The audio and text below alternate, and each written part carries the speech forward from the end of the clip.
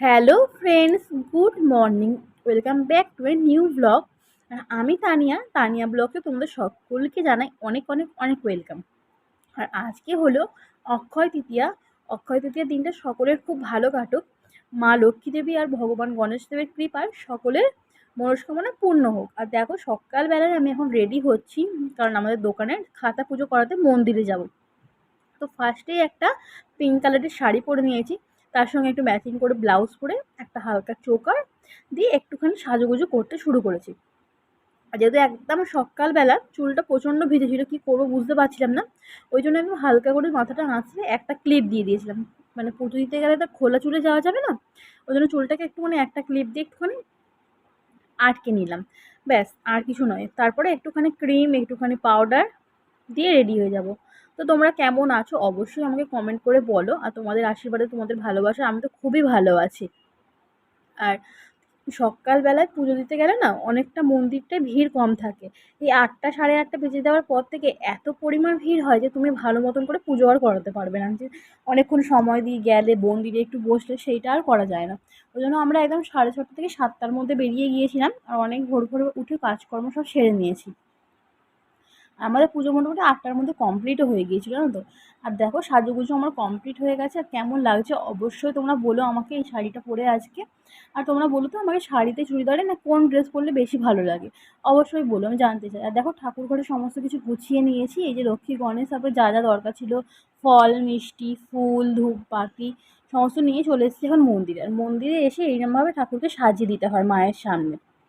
দেখো আমাদের লক্ষ্মী গণেশকে কেমন লাগছে। দেখো, আরও সবাই লক্ষ্মী গণেশ পুজো করাতে এসেছিলো, তার সাথে নতুন খাতা, যেটা হাল খাতা হয় আর কি। পয়লা বৈশাখেও অনেকে করায়, আবার অক্ষয় তৃতীয়াতেও অনেকে করে। আমাদের অক্ষয় তৃতীয়াতে করানো হয়। আর দেখো, অনেকেই লক্ষ্মী গণেশ পুজো করাতে এসেছিলো। আর দেখো, মাকে কত সুন্দর করে সাজিয়েছে, দেখতে পাচ্ছ। ওখানে একটুখানি আমি আমাকেও দেখিয়ে নিলাম। পুজো এখন মোটামুটি হয়েই এসেছে। পুজো হওয়ার পরে এখন বাইরে বেরিয়ে একটুখানি আমরা ভিডিও করছিলাম মন্দিরটার বাইরে, খুব ভালো ভিডিও আসছিলো। আর দেখো, আমাদের ঠাকুর পুজো কমপ্লিট, ঠাকুর নিয়ে নিয়েছে। এবার এই ঠাকুরগুলো দোকানে যে ঠাকুর রাখার জায়গা আছে ওইখানে গিয়ে আবার সারা বছর রেখে দেওয়া হবে। তো ইচ্ছা আছে পরের বারে পিতলের ঠাকুর কিনে নেওয়ার, কারণ প্রত্যেকবার এই ঠাকুরগুলো না বদলাতে আমার একদম ভালো লাগে না, কেন জানি না। ঠাকুরকে আমার গাছতলায় বসিয়ে দিয়ে আসতে খুব কষ্ট হয়। জানি তার বদলে নতুন ঠাকুর নিচ্ছি, কিন্তু তাও আমার মন মানে না। তাই ভেবেছি আগের বছর থেকে পিতলের ঠাকুর নেওয়া হবে, সেটাকে বছরে একবার করে নামিয়ে পরিষ্কার করে পুজো করি, আবার ওখানে রেখে দেবো। কেমন হয় বলো তো, তোমরা অবশ্যই বলো সেইটা। তারপর এখন দোকানে চলে এসেছিলাম। দোকানটা তো পরিষ্কার পরিচ্ছন্ন করে নিয়ে ঠাকুরগুলোকে সুন্দর করে গুছিয়ে দিয়েছে, সব কিছু করে দিয়েছে। তারপরে তোমার দাদাভাই একটুখানি বাড়িতে গেল, আমি একটু দোকানে বসে দেখাচ্ছিলাম। তারপরে ও চলে এসেছে। আর এই যে ওই যে এগুলো পরিষ্কার করেছিল সেইগুলোকেই সুন্দর করে গুছিয়ে নিয়েছে, কারণ ধুলো ধুলো পড়েছিল। দোকানটা পরিষ্কার করেছে আগের দিনকে ভালো করে, বেশ সুন্দর লাগছিলো। সেটাকে আমাদের একটু ঘুরিয়ে ঘুরিয়ে দেখাচ্ছে। এবং এটা হলো আমাদের দোকানের ভেতরটা। তারপর আগে টিফিন বেলায়, মানে টিফিনে সবাই অন্য অন্য খাবার খেয়েছিল। যেমন দাদাভাই খেয়েছিল মুড়ি, মা খেয়েছিল পরোটা, বাপি খেয়েছিল পাউরুটি, আমি খেয়েছিলাম হচ্ছে গিয়ে পান্তা ভাত, কারণ আগের দিনকে ভাত একটু রয়ে গিয়েছিলো।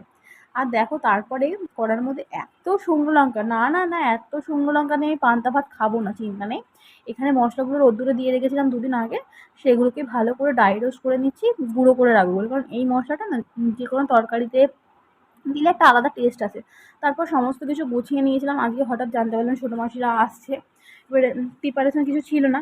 তোমরা তো জানো আমি আগের দিন একটু কাজ গুছিয়ে রাখি, তাই একদম ঝটপট করে রান্না বসিয়ে দিয়েছি। আলু পটল ভাজা, কাতলা মাছের কালিয়া, ডিমের ঝাল, ডাল, পুঁই শাক দিয়ে চিংড়ি মাছ দিয়ে তরকারি।